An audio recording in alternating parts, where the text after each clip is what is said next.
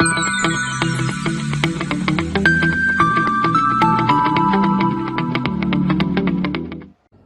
everyone, welcome to the video series lecture of thermodynamics.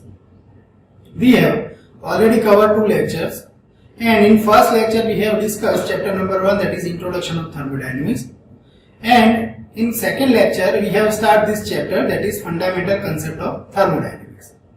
And in this chapter we have discussed about what are the types of system. So in previous lecture I have covered this topic, that open system, closed system and isolated system. These are the 3 types of system. Then we have also covered what is the meaning of homogeneous system and what is heterogeneous system. And we have also discussed about the thermodynamic properties. Okay, so in last lecture we have covered this topic, and in thermodynamics properties, what I said, thermodynamics properties means any characteristics of the system that is useful to understand physical condition of the system, that is known as the properties of system. And I have taken one example, that if you take any system, if you measure, this is the volume of this system, pressure of this system, temperature of this system, enthalpy, internal energy. If you measure all these properties of the system, then you can get the idea about the system, or you can understand the physical condition of the system. And based on that physical condition, we can analyze the system. Okay, so we have studied up to that point, that what is the meaning of property. Now what we will cover in this lecture, that first the points that we will discuss in this lecture is pressure and its type.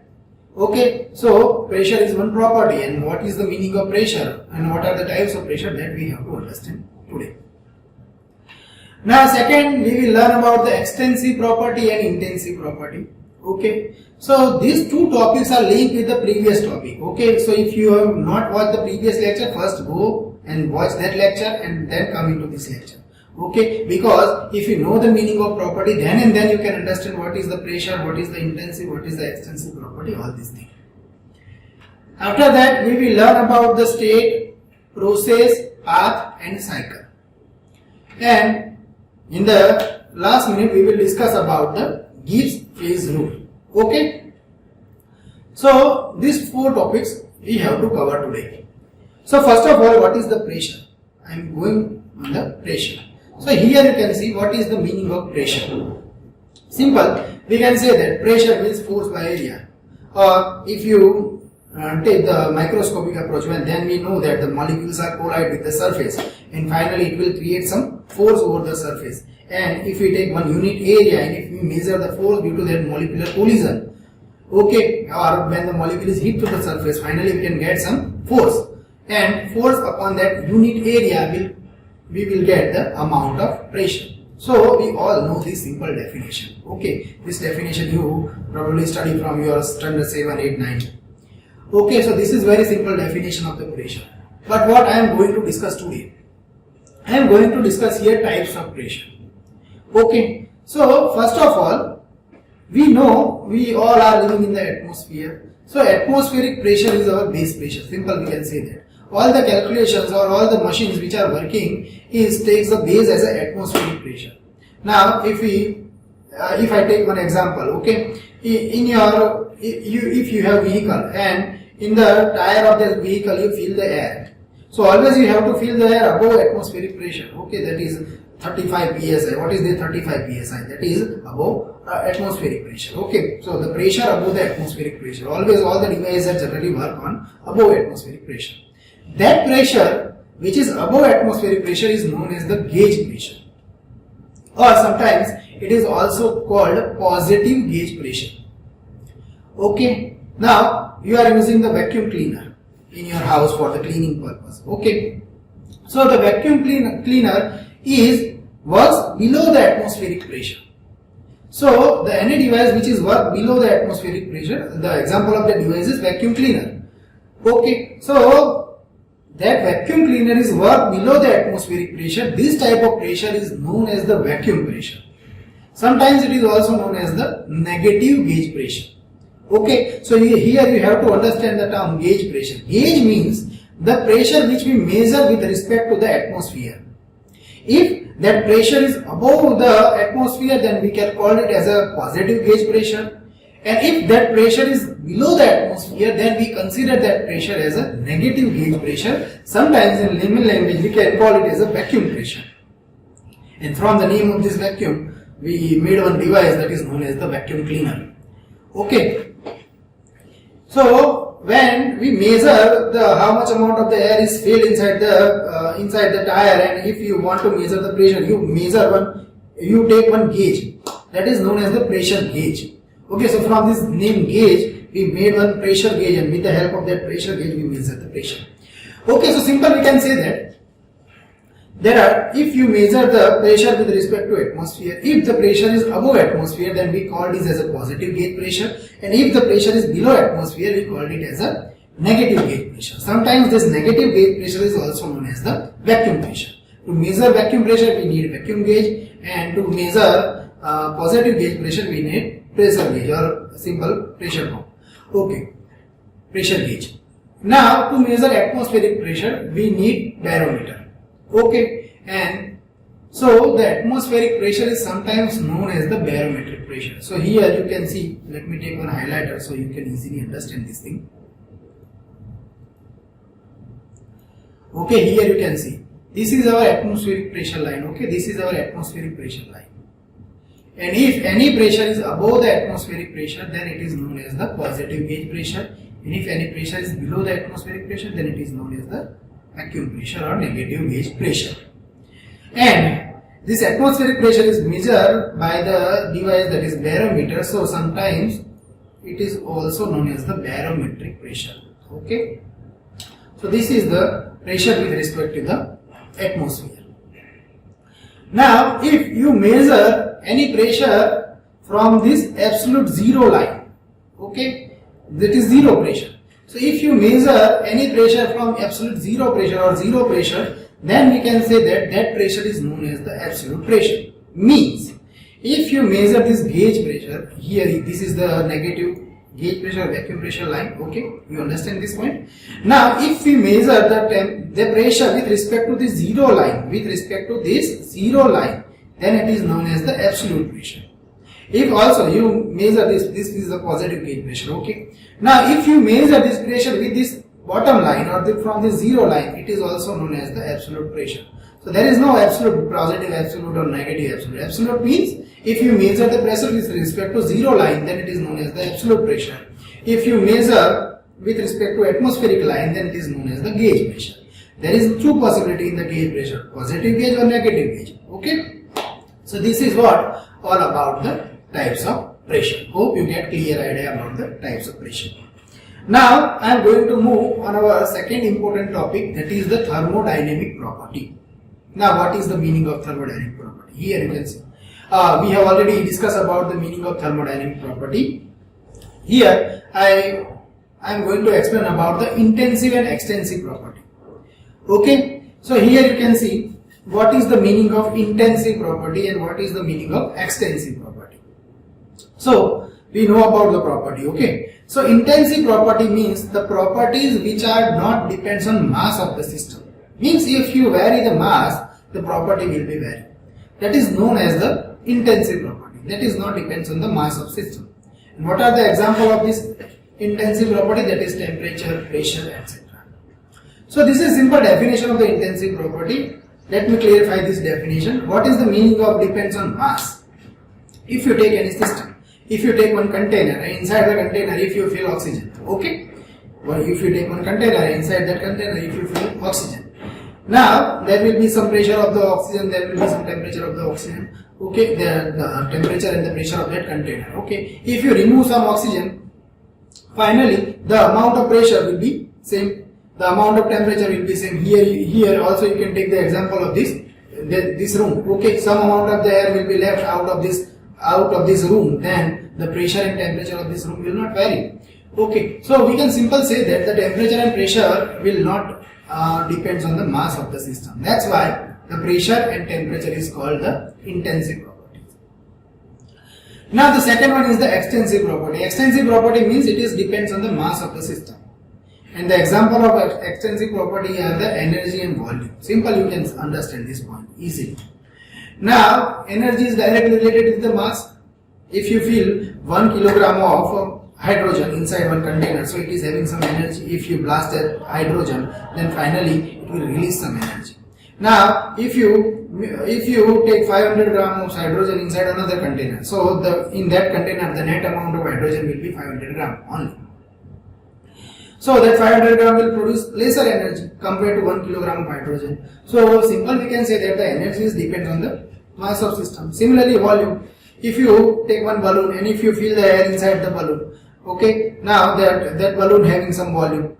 Now if you remove some air from that balloon, then finally the balloon will be contract, and so we can say that ultimately the volume of that balloon will be decreased.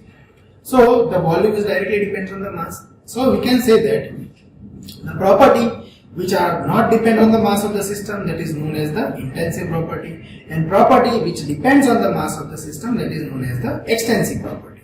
The example of the intensive property is temperature and pressure, and the example of the extensive property is energy and volume. So this you have to keep in mind. Now I am going to the next topic, and that is state, process, path and cycle. So here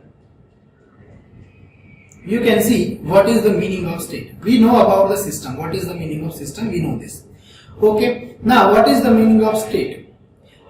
In the last lecture I had discussed that if you fix the property of the system, that if you take any system, okay, if you take one container, inside the container if you fill hydrogen, okay, then what happens?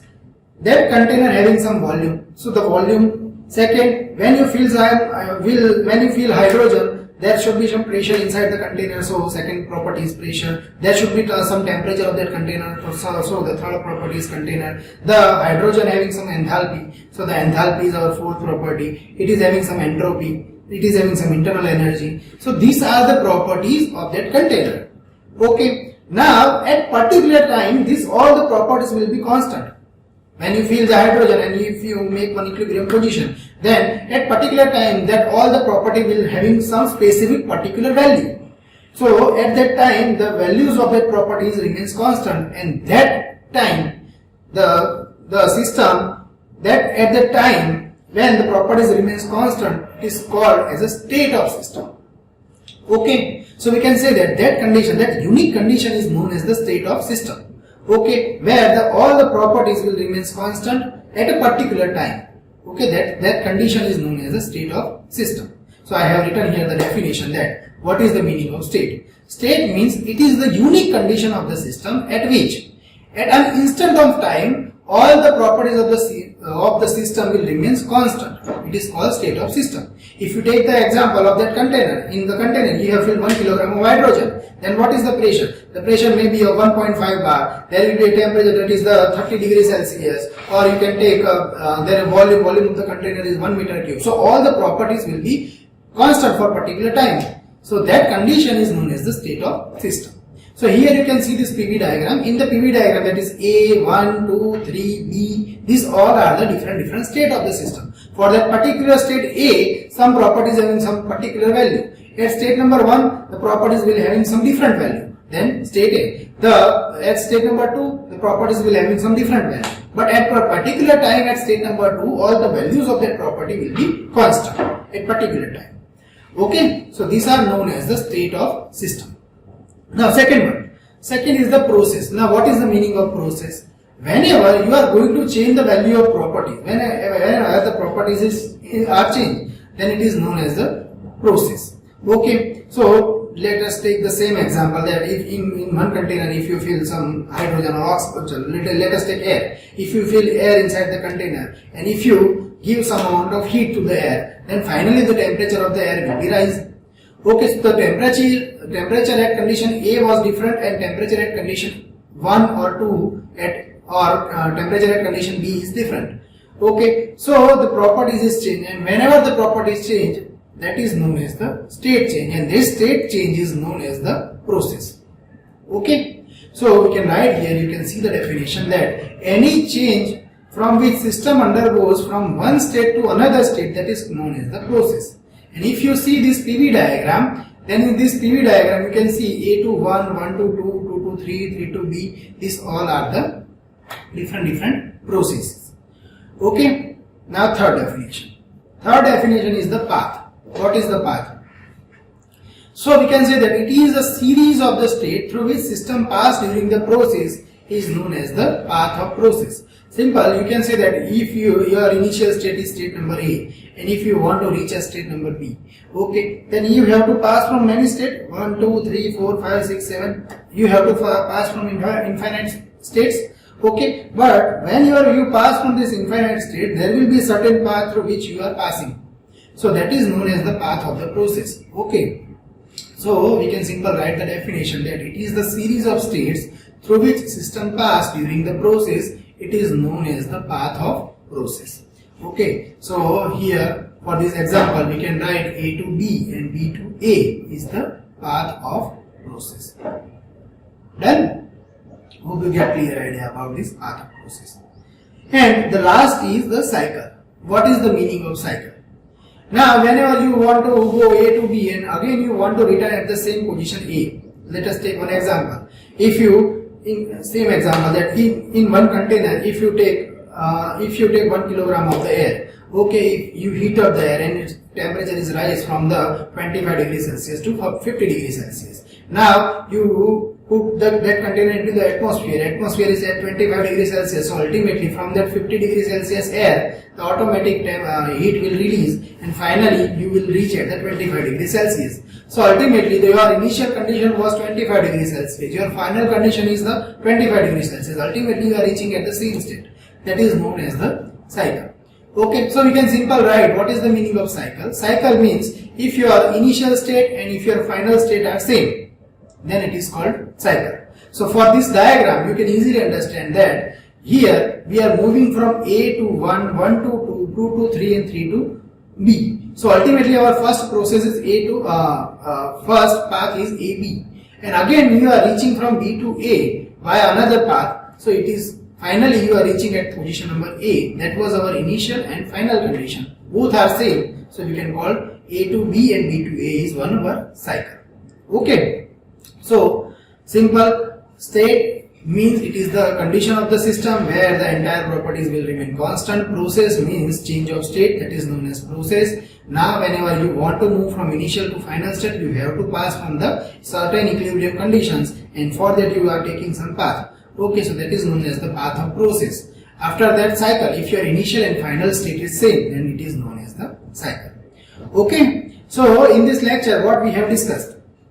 We have discussed about the intensive property, we have discussed about the extensive property, also we have discussed about the types of pressure, and last, state, process, path and cycle.